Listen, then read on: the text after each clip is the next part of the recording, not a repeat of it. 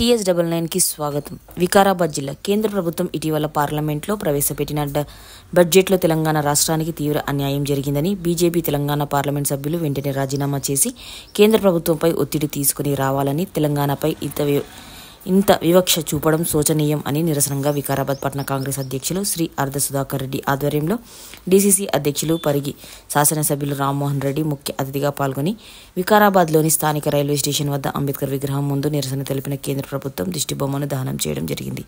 ఈ కార్యక్రమంలో జిల్లా కాంగ్రెస్ ముఖ్య నాయకులు, మాజీ ప్రజాప్రతినిధులు, కార్యకర్తలు పెద్ద సంఖ్యలో పాల్గొన్నారు.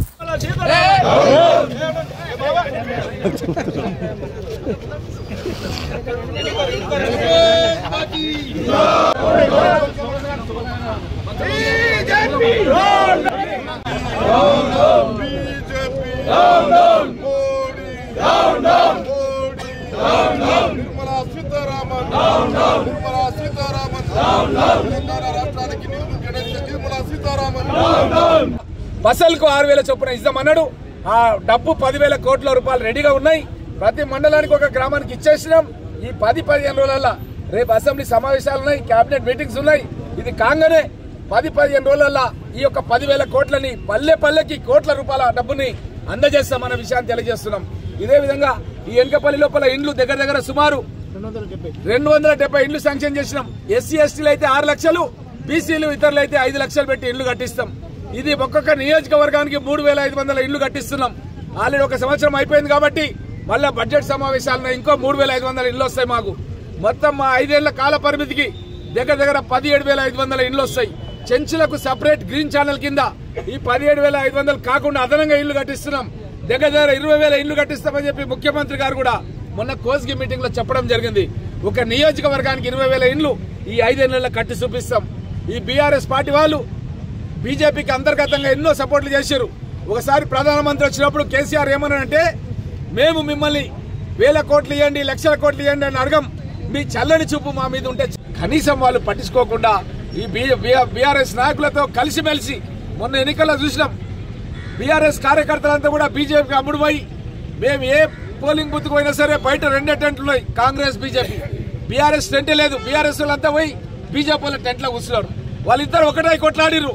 ఇట్లాంటి సందర్భం లోపల మరి కొట్లాడిన వాళ్ళు మరి నిధులు తేవాలి కదా. మరి నిధులు తేవడం లోపల పూర్తిగా మన ప్రాంతానికి అన్యాయం చేశారు. కాబట్టి నేను వికారాబాద్ జిల్లా అధ్యక్షుడిగా పిలుపునిస్తున్నాను. రేపు జరగబోయేటటువంటి స్థానిక సంస్థల ఎన్నికల లోపల మొట్టమొదట జరిగేవి జెడ్పీటీసీ, ఎంపీటీసీ ఎన్నికలు జరుగుతున్నాయి.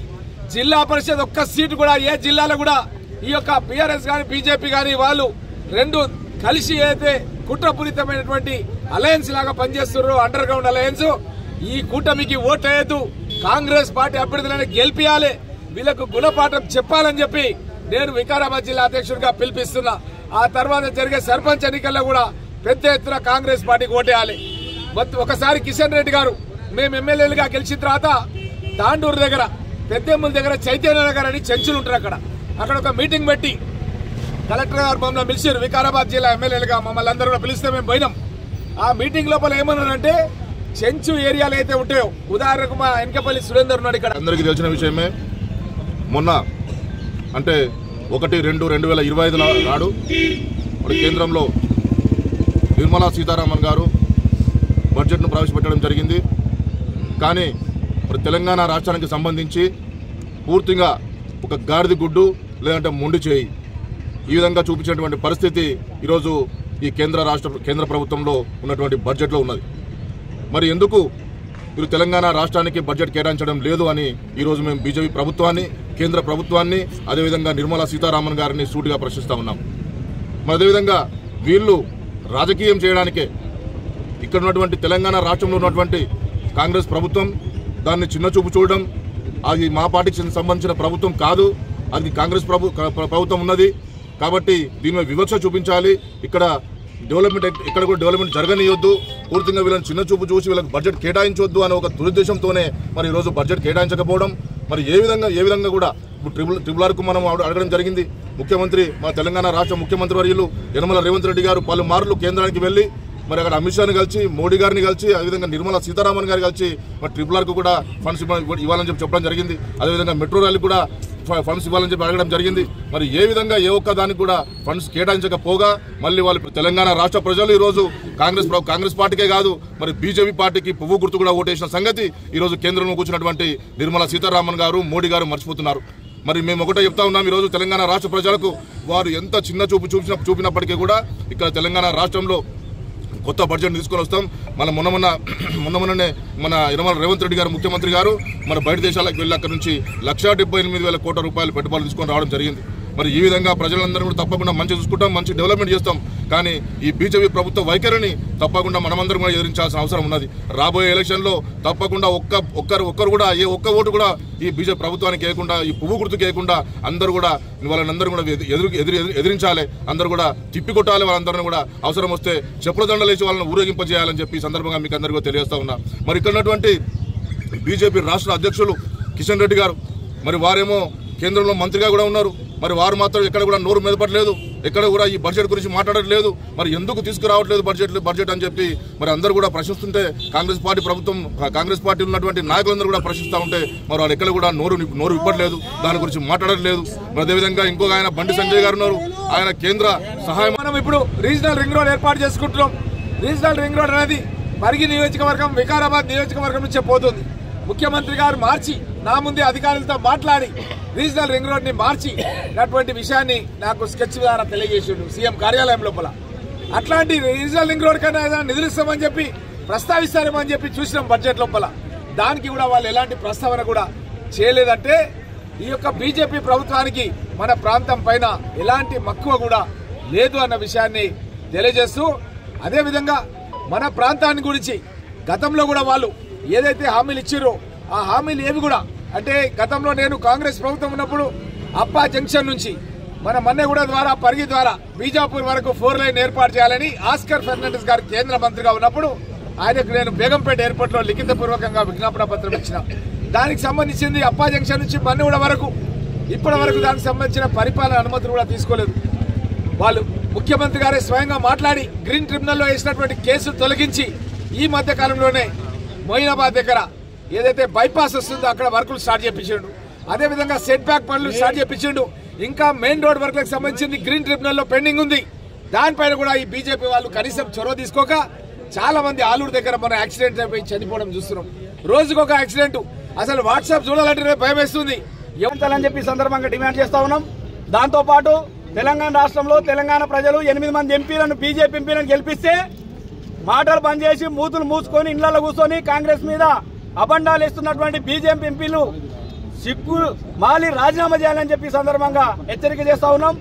డబ్బులు లేకుండా నిధులు రాబట్టకుండా ఈరోజు కాంగ్రెస్ ప్రభుత్వమే మోసం చేస్తున్నట్టుగా జనాలను పక్కదో పట్టిస్తున్నటువంటి తీరైతే చాలా బాధాకరం. రాబోయే రోజుల్లో ప్రజలందరూ కూడా గమనిస్తా ఉన్నారు. కేంద్ర ప్రభుత్వం బీజేపీ ప్రభుత్వం అది చేయకుండా రాష్ట్ర కాంగ్రెస్ ప్రభుత్వం ఏం చేయాలని చెప్పి మీ సందర్భంగా తెలియజేస్తా ఉన్నాం. ఒక ఆయన బండి సంజయ్ రాష్ట్రంలో అన్ని రకాలుగా ఇందిరమ్మ ఇండ్లు ఇస్తా ఉంటే ఎట్లా ఇందిరమ్మ ఇండ్లు ఇస్తారని చెప్పి ప్రశ్నిస్తున్నాడు ఆయన బండి సంజయ్. అయ్యా అన్ని వివరాలు ఇందిరమ్మ ఇండ్లు ఎట్లా ఇస్తారో మీరు తెలుసుకోండి, రాబోయే రోజులు ఎట్లా ఇస్తారో చెప్తారని కూడా ఈ సందర్భంగా తెలియజేస్తూ ముగిస్తున్నాం. మిత్రులు అంశాలే పరిగణలోకి తీసుకుందాం. మన వికారాబాద్ పట్టణానికి జయపాల్ రెడ్డి గారు కేంద్ర మంత్రిగా ఉన్నప్పుడు సత్యం శెట్టి కాడ అప్పుడు మున్సిపల్ చైర్పర్సన్ గా కూడా ఉండే. అట్లాంటి సందర్భం లోపల మనం శాటిలైట్ టౌన్షిప్ కింద కేంద్ర ప్రభుత్వం నుంచి నిధులు తీసుకొచ్చి మన ఎంపీగా ఉండి జయపాల్ రెడ్డి గారు మన వికారాబాద్ పట్టణ అభివృద్ధి గురించి కృషి చేయడం జరిగింది. మరి ఇప్పుడు బీజేపీ ఎంపీ ఉన్నాడు, బీజేపీ ప్రభుత్వం ఉంది కేంద్రం లోపల. మరి మన ప్రాంతానికి మన వికారాబాద్ జిల్లా కానీ చెవెళ్ల పార్లమెంట్ కానీ ఏదైనా ఒక మున్సిపాలిటీకి నిధులు ఇవ్వాలా వద్దా? ఏ ఒక్క మున్సిపాలిటీ కూడా వాళ్ళు నిధులు ఇవ్వలేదంటే మన ప్రాంతం మీద ఈ యొక్క ఉత్తరాంధ్ర ఆధిపత్యం అనేది ఎక్కువైపోయింది. వాళ్ళు మన తెలంగాణ రాష్ట్రాన్ని పూర్తిగా చిన్న చూపు చూడడం జరుగుతుంది. అదేవిధంగా గతంలో నేను ఒక రైల్వే మినిస్టర్ను మునియప్పను పరిగికి తీసుకొచ్చి వికారాబాద్ నుంచి రైల్వే స్టేషన్ నుంచి Parigi railway station, Kodangal railway station, Narayanpet railway station, Makthal railway station, ఈ విధంగా కృష్ణా లైన్ వరకు కూడా శాంక్షన్ చేపించుకున్నా. 50% కేంద్ర ప్రభుత్వం, 50% రాష్ట్ర ప్రభుత్వం. కిరణ్ కుమార్ రెడ్డి గారు పరిగిలో SC ST సబ్ ప్లాన్ మంజూరు చేసినప్పుడు 50% నిధులు ఇస్తే ఆ తర్వాత వచ్చిన ప్రభుత్వం దీన్ని పట్టించుకోలేదు, కేంద్ర ప్రభుత్వం అసలే పట్టించుకోలేదు. మళ్ళీ ఇప్పుడు మేము గౌరవ ముఖ్యమంత్రి రేవంత్ రెడ్డి గారు తను రైల్వే అధికారులను పిలిచి కూడా మాట్లాడాడు. నేనే చొరవ తీసుకొని మీటింగ్ కూడా అరేంజ్ చేసిన, శాసనసభలో మీటింగ్ అరేంజ్ చేసిన. సౌత్ సెంట్రల్ రైల్వేకి సంబంధించిన ఉన్నతాధికారులతో మీటింగ్ చేసి మీరు వెంటనే ఈ రైల్వే లైన్ ను శాంక్షన్ చేయాలని చెప్పిండు. అదేవిధంగా ప్రధానమంత్రితో కూడా వీడియో కాన్ఫరెన్స్ లో మాట్లాడుతున్నప్పుడు కూడా ఈ రైల్వే లైన్ కు ప్రాముఖ్యత ఇవ్వాలి మా ప్రాంతానికి అని చెప్పి గౌరవ ముఖ్యమంత్రి రేవంత్ రెడ్డి గారు మాట్లాడారు. అయినా సరే కేంద్రంలో మోడీ ప్రభుత్వం పూర్తిగా మన ప్రాంతాన్ని నిర్లక్ష్యం చేయడంలో భాగంగానే మన ప్రాంతానికి సంబంధించిన ప్రాజెక్టులు ఇవ్వట్లేదు. అటువంటి ఆదేశాల ప్రకారం మేము ఈరోజు వికారాబాద్ నడిపొట్టి దగ్గర రైల్వే స్టేషన్ ముందు బాబాసాహెబ్ అంబేద్కర్ గారికి విగ్రహం ముందే ఈ యొక్క నిరసన కార్యక్రమాన్ని నిర్వహిస్తున్నాం.